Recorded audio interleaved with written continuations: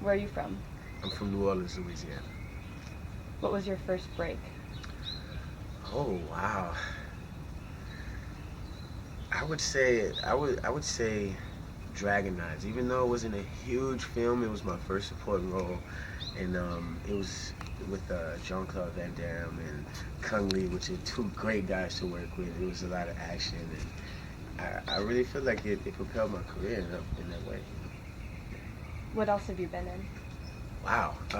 Contraband, Broken City. I just wrapped a movie with Key and Peele. A bunch of stuff.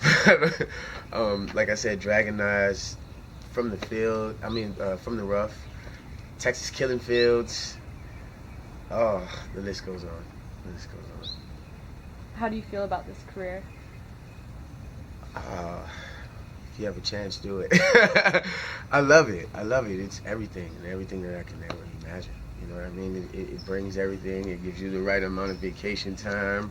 You know, what else could you ask for? You know, it's beautiful. Beautiful career. How did you decide to become an actor? Actually trying to make new friends.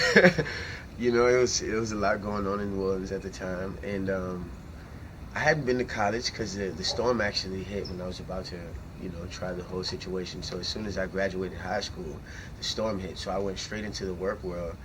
And then when I made like 23, I was like, you know what? I'm just gonna try something different. And I went there to make new friends, and 4 weeks later, I had a major. So, yeah. How would you describe your specialty or type? Um, drama, drama. Yeah. Hopefully, I get to play a few sinister roles, be the new villain. But I like it. Yeah, drama is my thing.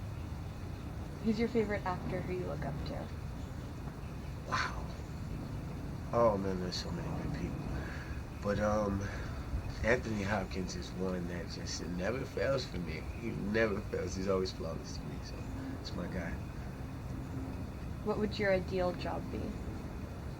Oh wow. Ideal. Maybe something action packed like a Bad Boys, but still have a lot of drama in it at the same time. But the antagonist. So one of those movies, but the bad guy. So yeah, Do you consider yourself to be lucky? absolutely not. No, because I'm a spiritual guy, and I think that your gift will bring you in front of the world. But at the same time, it wasn't overnight. The big breaks they seem like the lottery at times, but if you're not prepared, it'll pass you by like everybody else. So definitely worked. Would you rather have a car or a diploma? Hmm. A diploma, definitely. Definitely. How do you feel about globalization? Globalization. Hmm. To be honest, I'm not sure. I'm not sure. What do you think about the amount of stuff people buy? Um, I think it's a thing that I don't know. For me, I have to ask myself, what kind of car am I gonna drive? What kind of house am I gonna live in? And is it too much? Is it too little? And I think when it comes to those types of things, sometimes people aren't asking themselves those questions. And yeah, it's kind of how I feel about it. Some people have an extensive amount of things, but it's needed for that person. So you never know. It fluctuates depending on who. Would you rather live the American way or be a socialist? um, I like the American way. I really do, because what it stands for is great. At times I think it can be taken out of context, but I think it's a beautiful thing. And to see people come from other countries or other walks of life and be able to capitalize on what's inside of them. It's what's special. Yeah. What does the future look like to you? Right. How do you feel about having children? Children is what it's all about. If you're not having children, or planning to have children one day, feel like it's a little part of you that you might miss. You know, it's all about legacy. You got to start something or finish something or carry out something or something. You know. Can you tell me what conflicts or challenges the world is facing today?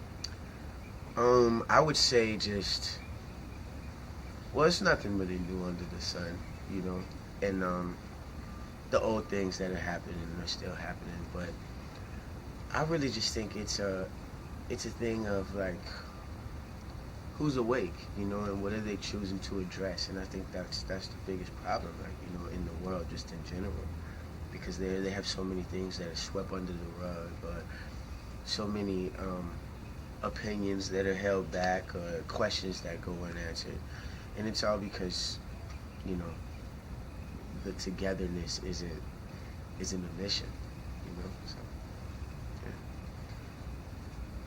What is your favorite way to communicate? Text. No, I really like engaging with people. You know, you learn things and you see undertone. You know what I mean? Because somebody could tell you something over the phone or via text, and you won't get what you need out of it, not 100%, or it can go misunderstood. You know, so you know, yeah, I have a pretty tough sense of humor, so I'd rather communicate that way so people don't take me out of context. You know what I mean? Yeah. What do you think of the creative scene in Los Angeles? I love it. It's like no other place I've ever been, because like I said, I'm from New Orleans, and it's a mecca of people who come there to experience one thing. And Los Angeles it's been a mecca of people who come to create, and it's amazing. You know what I mean? There's so much good energy to bounce off, so it's amazing. I love it. What is your favorite book, film, and music right now? Oh man, favorite book. I'm actually really into like stuff like the 48 Laws of Power and the Art of Seduction, and I don't know if I necessarily have a favorite, but I'm really into books that I feel like I can apply in everyday life. So it's kind of my genre with that. And I'm sorry, what was the second part of the question? Music and film. Music and film. Oh man, music. I don't know if I have a favorite. It all depends on how I'm feeling that day, or how I want to kind of go about things. You know, music is all about the feeling of it, you know? So I love everything from classical to rap. Like, I'm really that guy, you know? And with film, I'd have to say Straight Outta Compton.